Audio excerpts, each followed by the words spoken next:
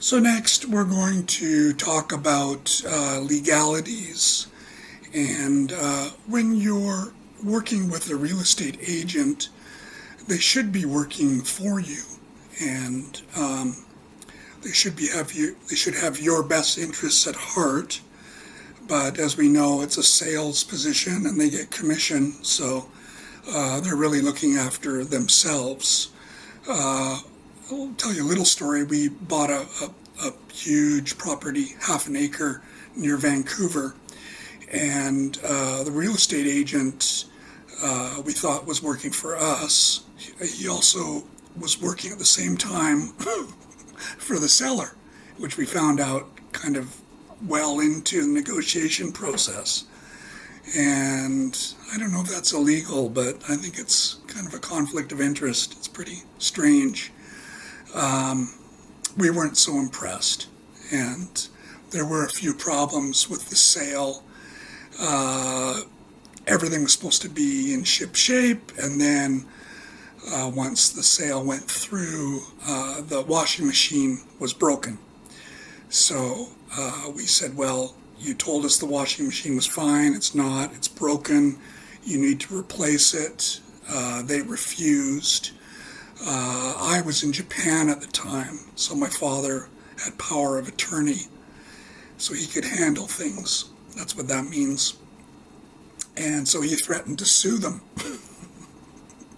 So then next they bought a new washing machine for us. But it was a bit of a hassle.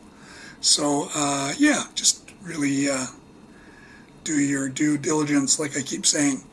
And as well,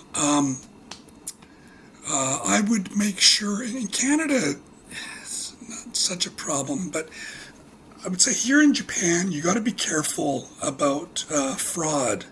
So one way of dealing with that, most fraudsters don't stay in business very long. They make their money and get caught, and they go to prison, or they make their money and they get out.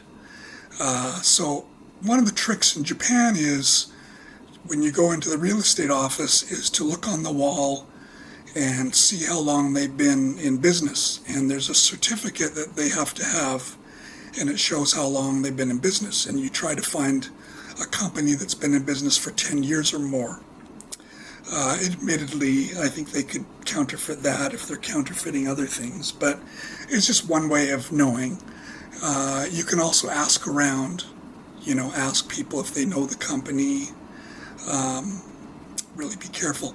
In Canada, it's a bit more upfront. I would say it's a bit more trustworthy. Maybe I'm biased being Canadian, but I've lived in both countries and I've bought property in both countries.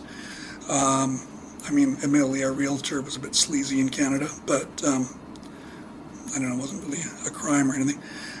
We haven't had any problems with land fraud ourselves in Japan. I'm just sort of thinking there's been things that have happened that I don't know if I want to go into right now. But there have been things that I've heard of, but didn't happen to us. But yeah, really do your due diligence, because it's a huge amount of money if you're going to buy a property, a house or whatever, a building. So read these next two slides closely and make sure you understand them. And remember, you can ask me questions. So you're paid for this course, so you can ask questions, and I'll do my best to answer them. So yeah, read both these slides well.